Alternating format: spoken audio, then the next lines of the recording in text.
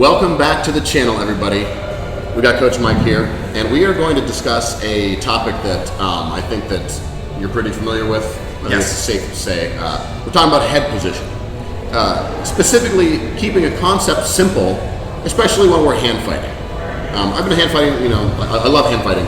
I know you love hand fighting. Love it. Yeah, stand up, a lot of stand up jiu-jitsu that I see a lot is like not, you won't focus on that a lot, I think. Right, yeah. And so I think it's important to talk about it sometimes. So the concept is, there's one of several simple ideas that I think of when I'm trying to hand fight something. Right. So one is I want to get my head close to their head.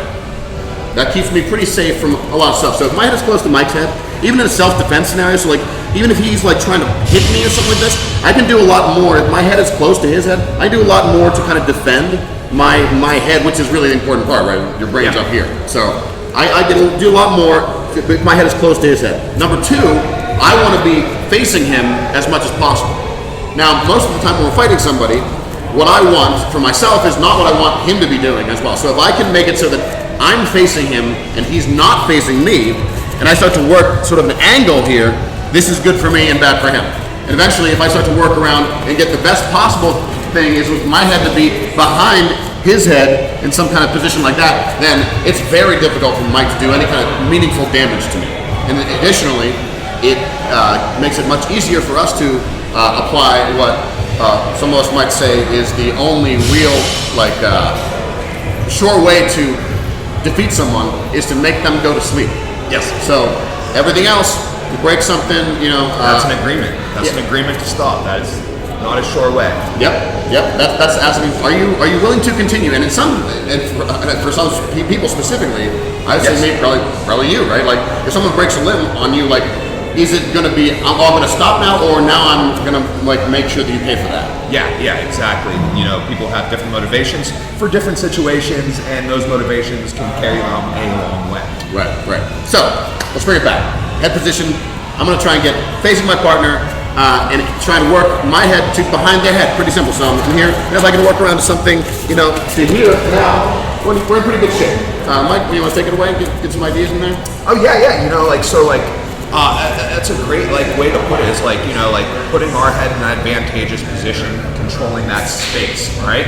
Another thing to think of when you think about head position is not just that simplistic goal, but also other ways that we can use that head position. We're not always going to be able to get around to that ideal spot immediately. So ways that I can use my head position in different scenarios, right?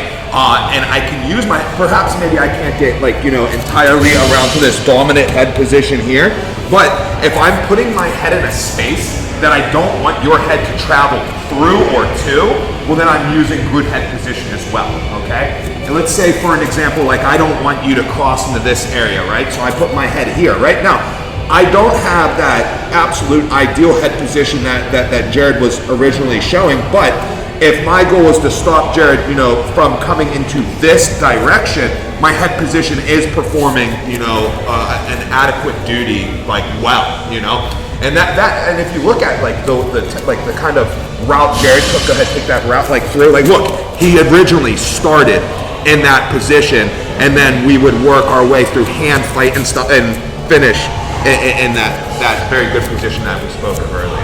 So it's about intermediate wins as well, taking away the space that you would like your head to travel to, I think also, and we didn't discuss it beforehand, but this occurred to me as we were talking about it. I think, and I fault video games for myself in thinking this way, but a lot of times, especially when you're newer, you think that being close is dangerous because, if you're in a video game, you touch a boss or a bad guy, you get hurt.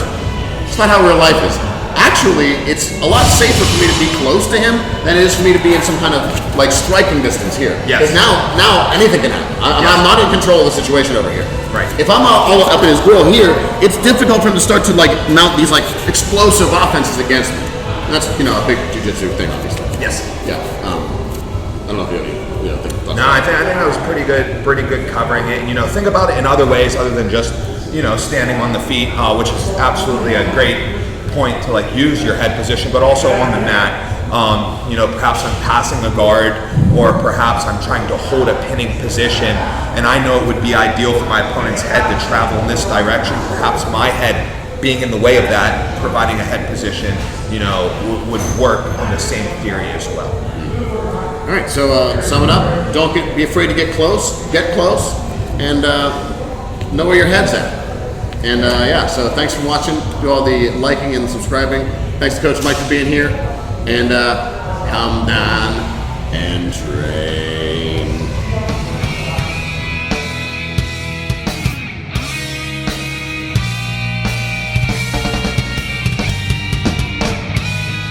It's like you want cool shit in our life, like in the alleyway, you gotta do cool shit. Dude, yeah. Understand Were you kind of like surprised that like how like we were like going like 1 mile an hour, but it still like kind of hurt? Yeah. I was like, wow, that kind of hurt. That's why head-on collisions are bad. Yeah. It was like we weren't going fast at all, but that hurt.